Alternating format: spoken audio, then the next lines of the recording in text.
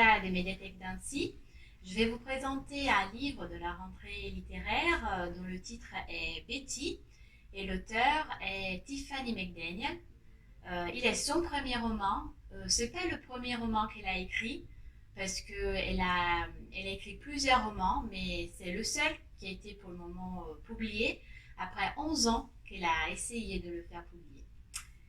Et alors l'auteur, elle a une façon particulière d'écrire parce qu'elle ne fait pas des plans avant d'écrire le livre, mais elle écrit d'abord le titre et après elle continue. Elle écrit la première phase du livre et ainsi de suite, elle continue avec les autres pages.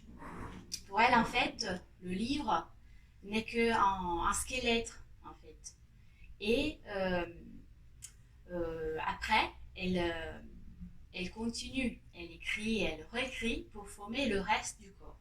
Pour elle, faire des plans avant, c'est juste une perte de temps.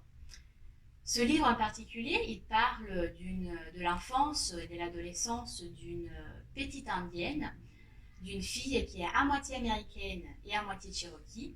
Et du coup, on vit avec elle ses soucis par rapport à cette mélange et du coup culturel. Et du coup, elle souffre à cause du racisme. Et ce n'est pas un livre joyeux parce que c'est un livre plein de morts et plein de violence. Mais néanmoins, on a envie de continuer à le lire, de tourner la page.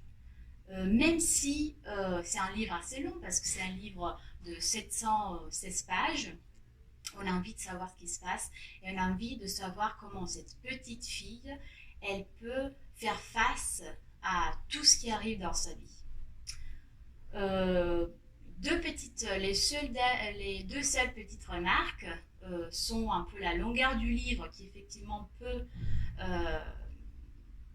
bloquer certains lecteurs et pour ça elle aurait pu effacer peut-être quelques chapitres qui est un trop et le fait que des fois la façon dont cette petite fille fait face à tout ce qui arrive dans sa vie est un petit peu irréel. Je vais vous lire un petit extrait. Les corbeaux, entendant ces belles histoires, savaient qu'il fallait les écrire pour les préserver. Et donc, chaque corbeau avait décidé d'arracher une de ses propres plumes. Ils avaient offert ces plumes au conteur, mais une plume a besoin de son encre. Le sang d'un corbeau est aussi noir que le ciel la nuit. Aussi, ces oiseaux sages s'étaient-ils mordus la langue, et leur sang avait coulé jusqu'au bout des plumes, des poètes et des écrivains. C'est le sacrifice des corbeaux qui a permis aux histoires de voler d'une génération à l'autre.